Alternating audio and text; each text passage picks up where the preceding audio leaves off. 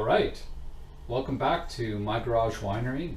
Today I'm going to be in the kitchen and in the garage. It's a big day for us.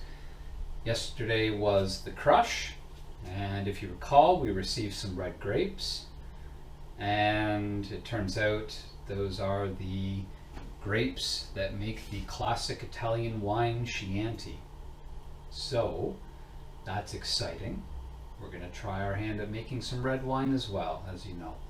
However, when I took a sugar reading with the hydrometer, they are very low in sugar, and also they're quite low.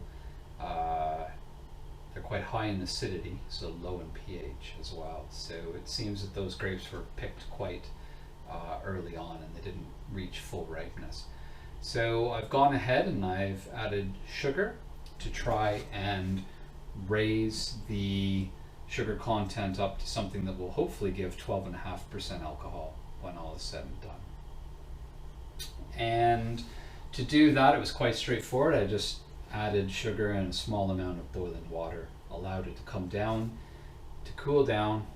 So all the sugar was dissolved, it cooled down to the temperature of the must, and then I just added it into the must, stirring it in. And that happened about 4 hours ago. So I'm going to take another hydrometer reading, make sure that everything is a-okay. I'll also just take a look at the Brix using my refractometer. So if you don't have one of these, I recommend you get one. They're pretty cool. They're about 15 pounds or 20 bucks.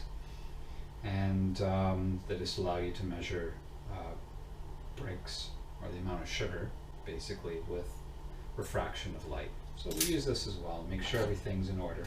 I'll also take a final pH meter reading just to double check, and then I'm going to go ahead and do our fermentation. Now, I wasn't planning on fermenting red, so I only have white yeast. And not only do I have white yeast, but I've got the Lalvin K1 V1116, and this is for white wines to develop real floral aroma. So it's supposed to be a low temperature fermenting yeast. Going on their website though, it will ferment up to about 30 degrees, so it can go a little bit warmer. I've also got Go Firm. So this is the yeast nutrient that I rely on and I'm going to use as well. So if all goes well, we'll make our yeast up, we'll have the Go Firm in there, and then we'll add it to the must and start the fermentation process. Okay, so here's the red wine, just in a plastic bucket. I've got this heavy piece of wood on it to try and keep the fruit flies out. It's been undergoing cold soak at about 16 degrees. It's now about 17 degrees. Yeah, about 17 degrees. It's pretty cold here in the garage. But it's been undergoing that for about 24 hours, and that's all I want to risk because I just can't keep it cold enough. I don't have room in my fridge, and obviously I don't have it in the cooled vat here. So what I want to do is just punch the cap down because it's risen up, and in fact I've already punched the cap this morning as well. And then we're going to take a sample for a hydrometer reading. So hang in there. So I tend to keep a bucket of my Star San sanitizer solution made up, and this will last for quite a while anyway. So I just always keep it handy, and I don't have to worry about sanitizing anything. So what I'm going to do first is punch the cap down, and because I'm dealing with I'll just drop this down. Because I'm dealing with a small bucket, I'm just going to punch it with the bottom of this here, so it's not too sophisticated. Off we go. Now I did treat this with SO2. I treated it with 50 ppm SO2 because these grapes were on a long trip from Italy. It was about 3 days, maybe even 4. Definitely 3 days, perhaps 4 travel time. So I was worried there's going to be a lot of microbe activity in there. So I hit it with the pretty much the highest dose recommended And it is fizzing a little bit, so there's probably some natural yeast in here doing their thing as well. Okay, the smell is phenomenal. It is just absolutely stunning. Just need 1, 2 or 3 drops.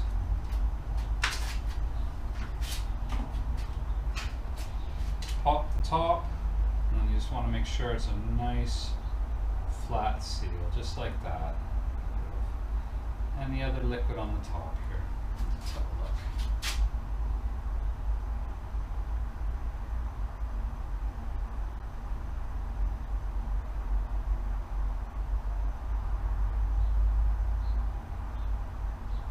Absolutely. So that's just popped her right up to where it should be. We'll check the specific gravity as well, but that is spot on. That's going to be about a 12.5%. Okay, so I've been punching down the cap just with the bottom.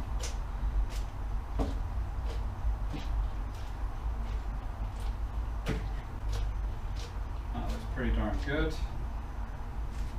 Let's give that a second. I pop it through a little bit of cheesecloth just to help.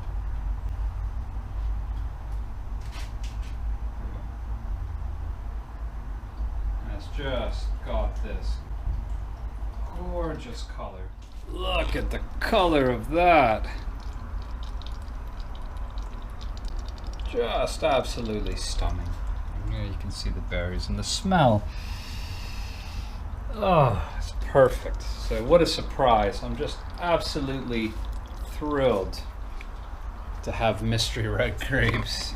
It's a lot of fun. Okay. So we'll just let that settle for a minute. I'm gonna put the top back on here and we'll do our little bit of testing in chemistry. All right, so we've done a little bit of analytical chemistry here.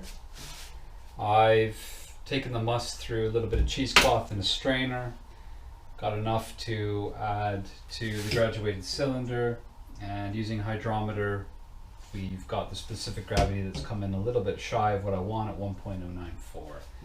So I'd like just a little bit more sugar content in there. However, I ran out of sugar, which is not a problem. So I'm just going to go ahead and start the fermentation and then add some sugar along the way as well and just keep track of everything. Be really careful. Okay, so to do that I'm using Go Firm and I'm using the Lalvin yeast, which is for the white, though unfortunately I don't have any red wine yeast.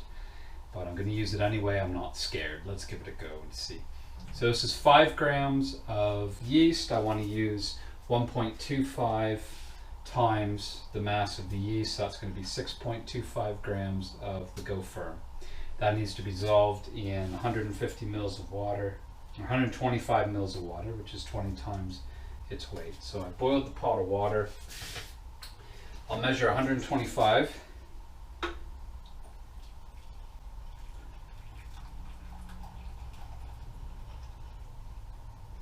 There's 125 right there. Now it's going to be piping hot.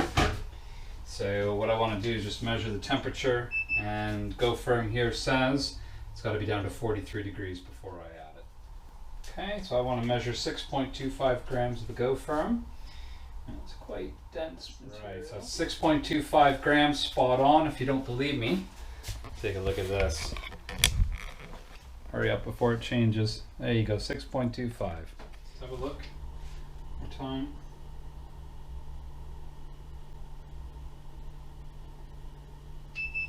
Okay, we're at 43, so we're going to add the Go Firm, very gently of course. Just pick this up so I don't make a mistake. There we go. And in it goes. And then we stir to dissolve. That's going to bring the temperature down quite quickly.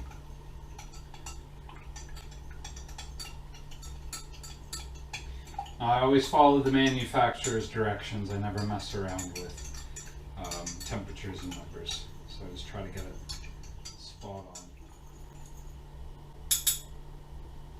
A little yeast are going to say thank you.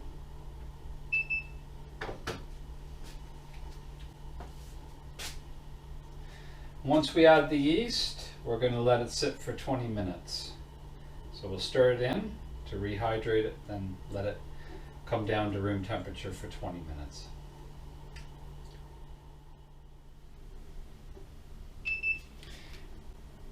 Okay, we're definitely at 36. I'm going to go ahead and add the yeast. There we go. Come on out, little guys. That's it. I'll stir them in.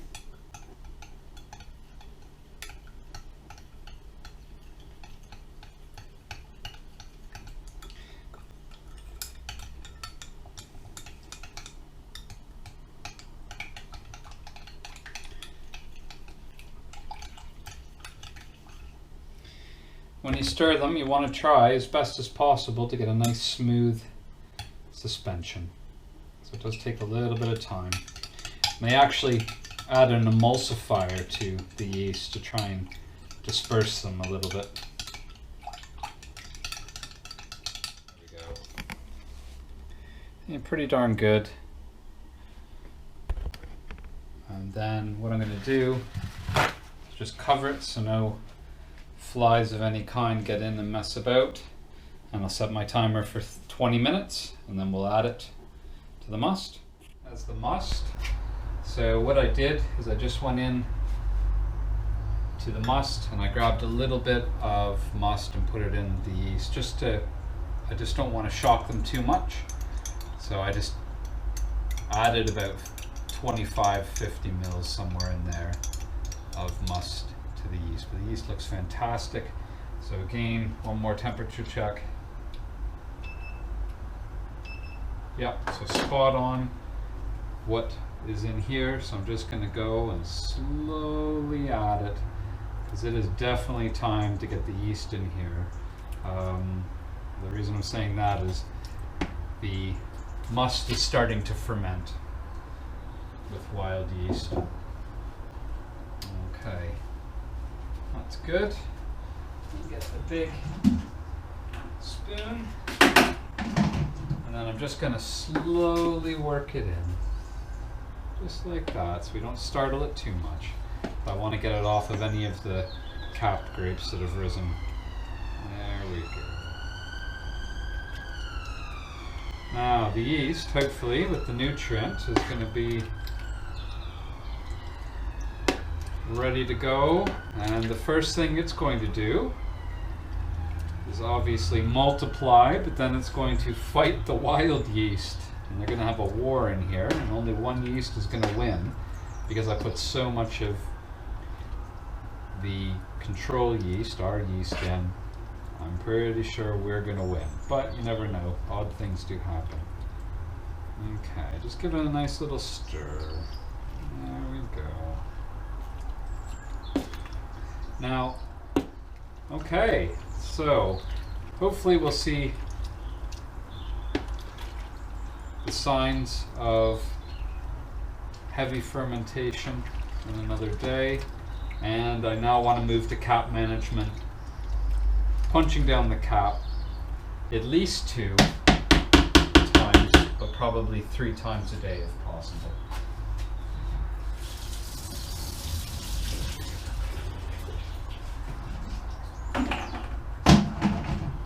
Awesome.